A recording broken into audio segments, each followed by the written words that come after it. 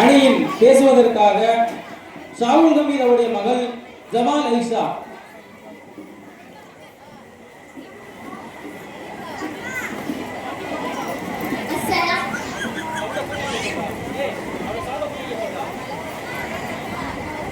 Mic கொஞ்சம் சவுண்டா கூட்டி வைங்க.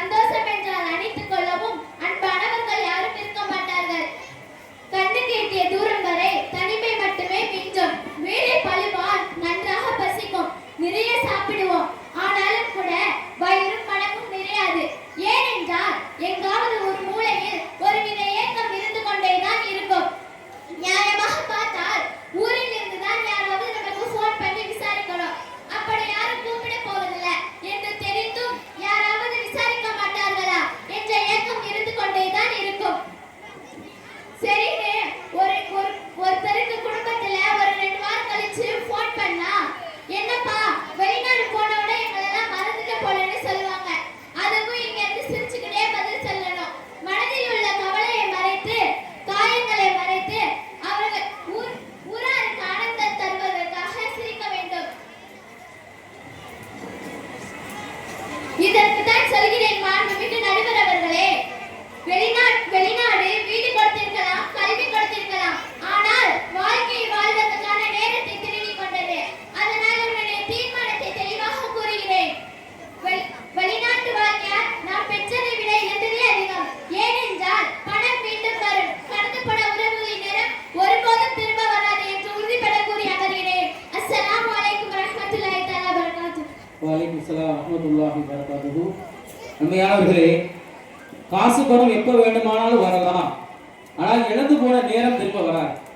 வாலிபத்தில் செல்லக்கூடியவன் வயோதிகத்தில் வந்து வாலிபத்தின் இன்பத்தை தேடினால் அது கிடைக்குமா? செல்வம் இருக்கும், கார் இருக்கும், வசதி இருக்கும், ஆனால் அவனுடைய இளமை இருக்காது. அதான உண்மை. அதைத்தான் அந்த பெண்மணி அகத்தமாக சொல்லி போனாங்க. இல்ல பெற்றதுதான் அதிகம் என்று தன்னுடைய வாதத்தை அழுத்தமாக சொல்வதற்காக காதர் மீரா அவருடைய மகனார் முகமது சஜ்ஜாத் அவர்கள் வருகிறார்.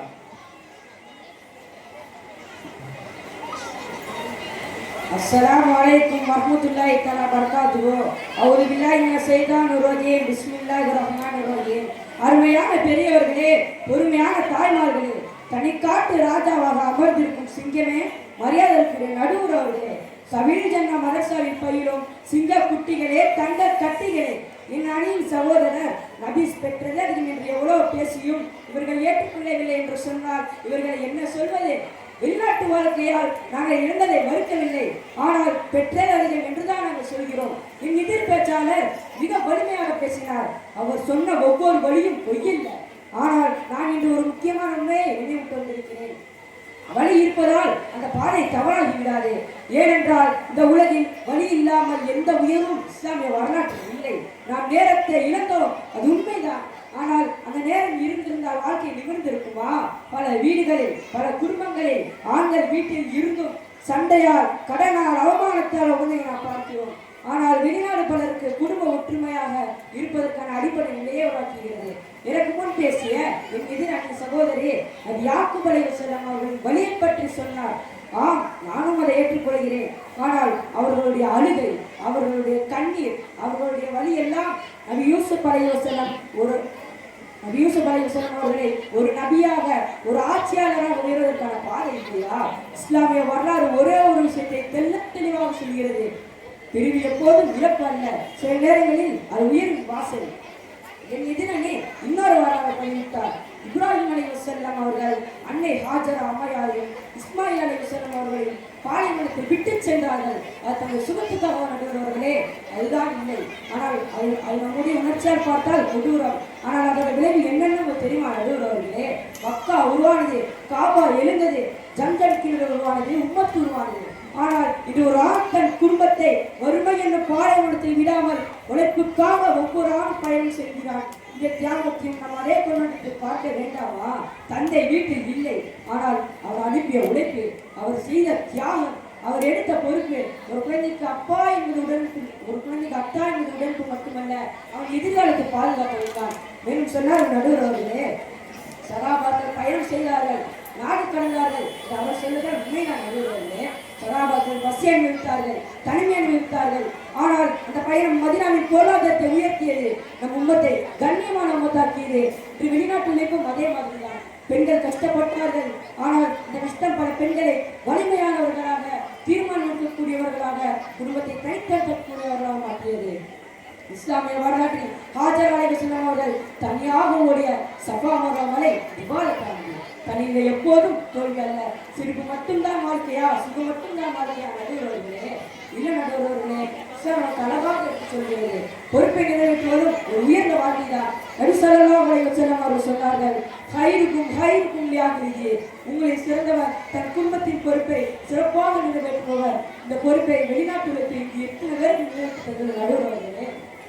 12 வருடம் கழித்து ஒரு தந்தை ஊருக்கு திரும்பி வராரு. மகன் இன்ஜினியர், மகன் ஆசிரியர். அப்போது தந்தை பெருமையாக சொன்னார், நாங்கள் நான் அவர்களுடன் நான் நேரம் கழிக்கவில்லை. ஆனால் அவருடைய வாழ்க்கை சிறந்த அளவுக்கு நான் காவல் காத்திருக்கிறேன் என்று மிகுந்த மகிழ்ச்சி அடைந்தார். மாண்புமிகு நடுவர் அவர்களே, வெளிநாடு ஒரு சொர்க்கம் அல்ல, அது ஒரு போர்க்களம். அது சிலர் உயர்கிறார்கள், சிலர் தோல்வியும் அடைகிறார்கள். இது நிதர்சனமான உண்மை என்னென்றால், வெளிநாடு இல்லை என்றால் பல குடும்பங்கள் உயர்ந்திருக்குமா இல்ல உயிர் தான் வாழ்ந்திருக்குமா என்ற கேள்விக்குறிதான். நாம் இழந்ததை மறுக்கவில்லை, ஆனால் அந்த இழப்புகள் வீணாகவில்லை. அந்த வழிகள் ஒரு தலைமுறையை உயர்த்தின. அதனால் நான் உறுதியாக இந்த மேடையில் பதிவு செய்கிறேன். வெளிநாட்டு வாழ்க்கையில் இருந்ததை விட பெற்றதே அதிகம். ஏனென்றால் தியாகம் இல்லாமல் உயரவில்லை என்று கூறி விடைபெறுகிறேன். அஸ்ஸலாமு அலைக்கும் வரஹ்மத்துல்லாஹி தஆலா வபரகாத்துஹு. வலைக்கும் ஸலாம் வரஹ்மத்துல்லாஹி வபரகாத்துஹு. அன்பார்ந்தவர்களே, சில இழப்புகள் இருக்கத்தான் செய்யும். அந்த இழப்புகளை கொண்டுதான் ஒரு பக்கத்தில் வாழ்க்கை செழிக்கிறது. ஒரு வாழ்க்கையில இழப்பு இருக்கும், ஆனா இழப்பு குறைவுதான்.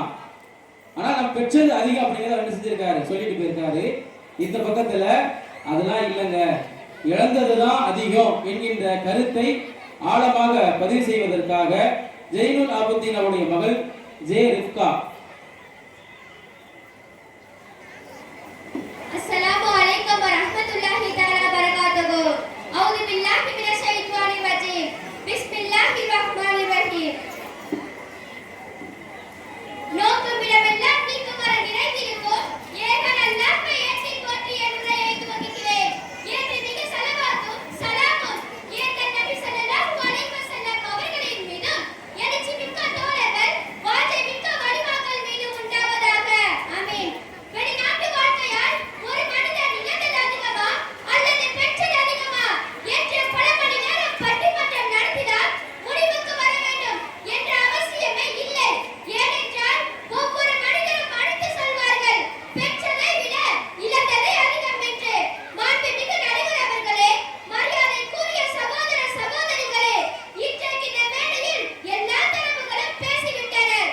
இப்போது நான் பேசப் போவது வாதம் அல்ல, வாழ்க்கையின் சாட்சி, மனிதனின் கண்ணீர். ஏனென்றால் சில இழப்புகள் வெளியே தெரியாது, ஆனால் உள்ளே உயிரை மெதுவாக கொள்ளும். வெளிநாட்டுக்கு போன ஒரு ஆண் முதலில் இழப்பது தன்னைத்தான். அவன் பெயருடன் ஒரு வேலைக்காரன், அவன் கனவுகளுடன் ஒரு சம்பள இயந்திரம். காலை எழுந்தால் வேலை, இரவு வந்தால் தூக்கம். இடையில் அவன் மனிதன் என்று யாரும் நினைப்பதில்லை. அவன் சாப்பிட மறுக்கிறான், சிரிக்க மறுக்கிறான், அவன் கோபப்பட மறுக்கிறான். ஏன், அவன் அழகுடன் தனிமையை தேடுகிறான். மாண்புமிகு நடுவர் அவர்களே, ஒரு தந்தைக்கு மகனின் குழந்தை பருவம் ஒரே தடவைதான். அந்த முதல் நடை, அந்த முதல் அழைப்பு, அந்த முதல் விழுந்து எழுந்து ஓடும் தருணம், இவை எல்லாம் ஒரு தந்தைக்கு வீடியோ கால் மூலமாகவே காண்பிக்கப்படுகிறது. ஒரு நாள் அந்த மகன் தன் தந்தையை பார்த்து, அப்பா நீங்க சின்ன பையனா என்று கேட்கிறான். தன் மகன் தன்னிடம் கேட்ட அந்த ஒற்றை கேள்வி தன் முழு வாழ்க்கையையும் ஒரே நொடியில் சிதைத்தது. அப்போதுதான் அவன் நான் என் மகனுக்கு நினைவாக மட்டுமே இருக்கிறேன் என்று புரிந்து கொள்கிறான். இஸ்லாத்தில் திருமணம் செய்வதனால் ஒருவித அமைதி ஏற்படுகிறது. ஆனால் வெளிநாடு அந்த அமைதியை தூரத்தில் வைத்து விடுகிறது. கணவன் மனைவிக்குள் போன் பேசிக் கொண்டிருக்கும் போது உடனே போன் கால் துண்டிக்கப்படும்.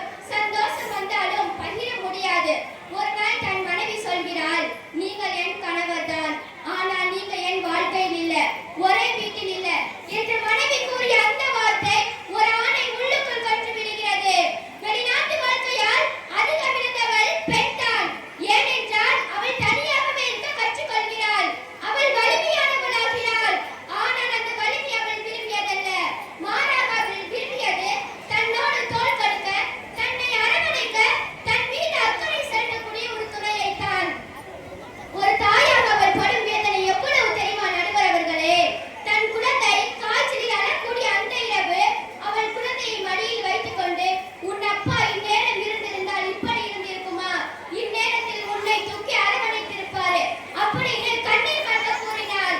அவள் அந்நேரத்தில் அக்குழந்தைக்கு தாயாகவும் தந்தையாகவும் ஆகிறாள். அவள் ஆசிரியையும் பாதுகாவலரும் ஆகிறாள். ஆனால் ஒரு நாள் கூட அவள் மனைவியாக மாற முடியவில்லை. மாண்புமிகு நடுவர் அவர்களே, இளம் வயதில் வெளிநாடு தீர்வு போல தெரியும்.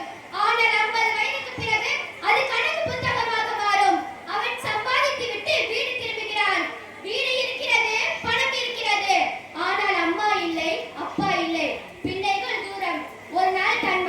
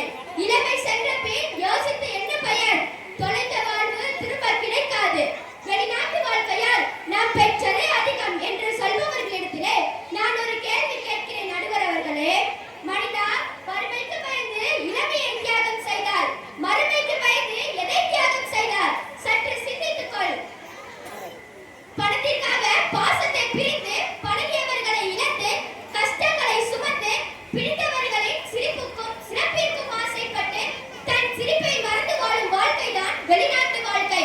அதனால் இந்த மேடையில் இறுதி குரலாக நான் உறுதியாக சொல்கிறேன், வெளிநாட்டு வாழ்க்கையில் பெற்றதை விட இழந்ததே அதிகம் அதிகம் அதிகம்.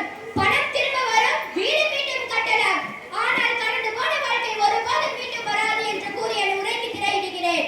வாஹிய தாக்குனானில் அல்ஹம்துலில்லாஹி ரப்பில் ஆலமீன். அஸ்ஸலாமு அலைக்கும் வரஹ்மத்துல்லாஹி தஆலா வபரகாத்துஹு. வலைக்கும் சலாம் வரஹ்மத்துல்லாஹி வபரகாத்துஹு. அன்பானவர்களே, ஆணித்தரமான ஒரு தீர்வை சொல்லிட்டு போன மாதிரி நிறைய விஷயங்களை இந்த பெண்மணி சொல்லிட்டு போயிருக்காங்க.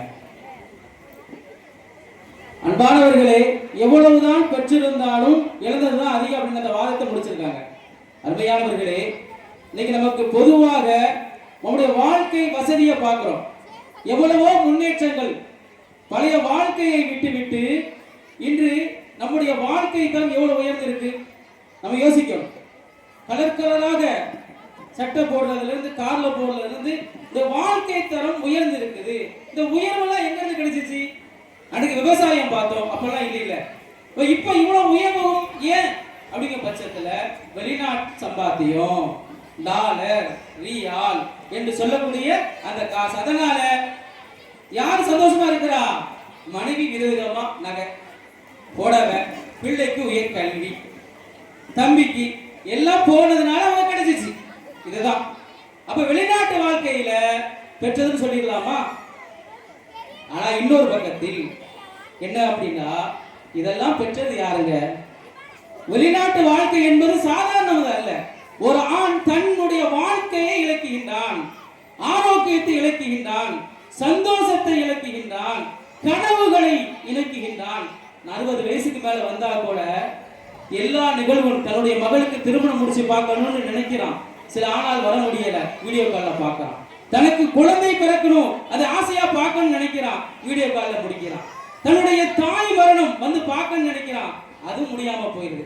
அப்போ ஒரு ஆண் நமக்கு கெட்டது, குடும்பத்தார்கள் பெற்றது அதிகம்தான்.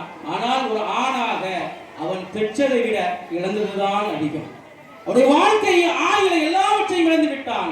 ஆக உறுதியாக சொல்லும் பொழுது வெளிநாட்டு வாழ்க்கை ஒரு ஆணுக்கு இழந்ததைத்தான் அதிகமாக கொடுத்திருக்கு என்று சொல்லி முடிக்கிறேன். வாஹ்ரதாவா அல்ஹம்துலில்லாஹி ரப்பில் ஆலமீன். அஸ்ஸலாமு அலைக்கும் வரஹ்மத்துல்லாஹி வபரகாத்துஹு. கைதட்டிட்டீங்களா? தலைவரே கைதட்டிட்டாங்க. 12 வருஷ கஷ்டத்தை நீ பின்னால சொல்லிட்ட, அப்படி கண்ணீர் மல்க தலைவர் சொல்ற.